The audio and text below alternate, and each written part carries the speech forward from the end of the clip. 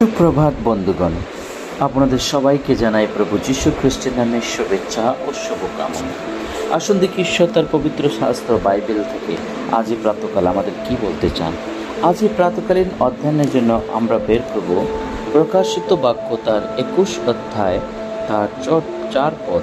লেখা আছে, আর তিনি তাহাদের সমস্ত নেত্রজল মুছাইয়া দিবেন এবং মৃত্যু আর হইবে না, শোক বা আর্তনাদ বা ব্যথাও আর হইবে না, কারণ প্রথম বিষয় সকল লুপ্ত হইল। ঈশ্বর তার সুন্দর বাক্যে আমাদের সকলকে আশীর্বাদ আমেন। আমরা দেখতে পাই প্রকাশিত বাক্যে ইহাতে যোহনের সেই স্বপ্ন, তিনি সেই স্বপ্নের মধ্যে দেখেছেন নতুন আকাশ ও নতুন পৃথিবীর বর্ণনা। সেই বর্ণনার বিষয়ে তিনি দেখেছেন যে সে সমস্ত পুরনো যে পৃথিবী বা পুরনো সংসার সেটা শেষ হয়ে একটা নতুন সংসার তৈরি হচ্ছে, নতুন একটা রাজ্য তৈরি হচ্ছে। সেখানে তিনি দেখতে পাচ্ছেন স্বর্গ থেকে একটি উচ্চরূপে একটি আওয়াজ সেখানে আসছে। সেটা কি লেখা আছে? লেখা আছে যে মনুষ্যদের সহিত ঈশ্বরের আবাস, ঈশ্বর মনুষ্যদের মধ্যে বাস করতে যাচ্ছেন, ঈশ্বর মনুষ্যের সাথে বাস করতে যাচ্ছেন। হ্যাঁ বন্ধুগণ, আমাদের সাথে বাস করতে যাচ্ছেন। এবং লেখা আছে, তিনি তাহাদের সহিত বাস করিবেন এবং তাহারা তাহার প্রজা হইবে এবং ঈশ্বর আপনি তাহাদের সঙ্গে থাকিবেন। বন্ধুগণ, ও তাহাদের ঈশ্বর হইবেন। আজ আমরা প্রভুর আরাধনা করি, তার স্তুতি করি। তিনি আমাদের জন্য পৃথিবীতে এসে তিনি আমাদেরকে সেই নতুন জীবন দান করেছেন এবং সেই বিষয়ে সেই জনকে তিনি অগ্রে এই বিষয়ে স্বপ্নের দ্বারা বলা হয়েছে।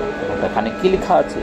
সেই আমাদের সঙ্গে থাকবেন, আমাদেরকে সাহায্য করবেন এবং তিনি তাহাদের সমস্ত নেত্রজল মুছাইয়া দিবেন এবং মৃত্যু আর হইবে না, শোক বা আর্তনাদ বা ব্যথাও আর হইবে না।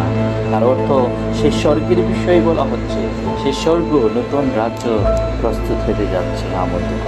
আমরা আমাদের জীবন প্রভুকে সমর্পণ করে সেই নতুন দেশে নতুন রাজ্যে যেন প্রবেশ করতে পারি, সেই স্বর্গ রাজ্যে যেন প্রবেশ করতে পারি, তার জন্য আমরা নিজেদের জীবনকে প্রভুর হাতে সমর্পণ করে তৈরি করি। কারণ লেখা আছে, কারণ প্রথম বিষয় সকল লুপ্ত হইল, আমাদের সমস্ত সেই প্রথম বিষয় সকল লুপ্ত করিয়া একটি নতুনভাবে জীবনকে অগ্রে নিয়ে যাওয়া উচিত। আসুন আজই প্রাতকাল আমরা এই প্রার্থনা করি যেন প্রভু আমাদের জীবনে নতুন আত্মা উৎপন্ন করেন, নতুন মন যেন প্রভু আমাদের দেন, নতুন জীবন তিনি আমাদের দান করেন।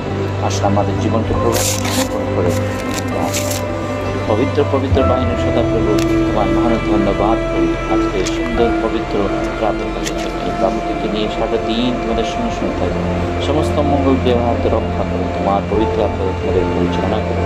এই ক্ষুদ্র প্রার্থনা যিশু তোমার পবিত্র নামে চাই, আমেন।